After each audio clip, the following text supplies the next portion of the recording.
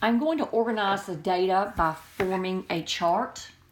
We're trying to figure out how much he invested at each rate. And the two rates that he invested at were 5%, and that's used the decimal form, and 6%.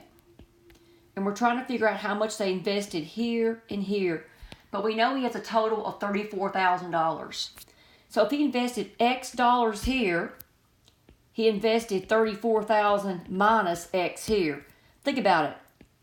If he invested, making this up, if he invested $10,000 at 5%, how much was left to invest at 6%? Well, $24,000, right? $34,000 minus however you invest up here will be the amount for 6%. It's simple interest rate, and we know that interest equals principal times rate times time. Excuse me, it says yearly in here somewhere.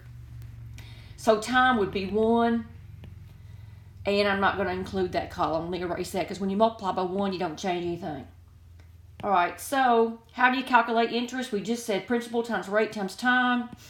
So the interest would be X times 0.05 or 0.05X.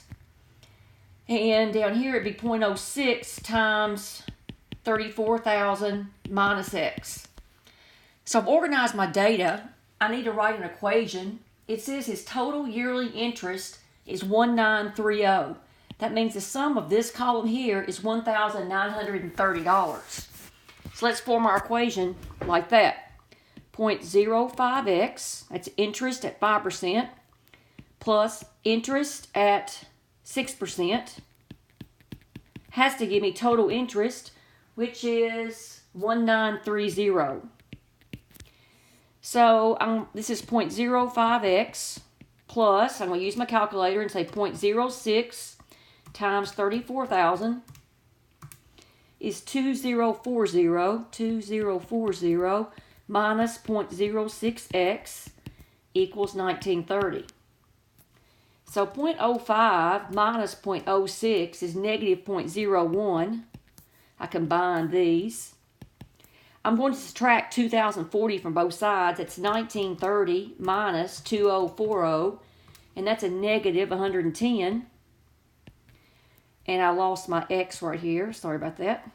So now we need to divide both sides by negative 0.01. Negative 0.01. These cancel. Negative divided by negative is positive. That gives me x equals 110 divided by 0.01. That's $11,000. So what does x represent? X is the amount invested at 5% would be $11,000. And then 34,000 minus 11,000, which is 23,000, would be the amount at 6%. Because 6% is 34,000 minus x.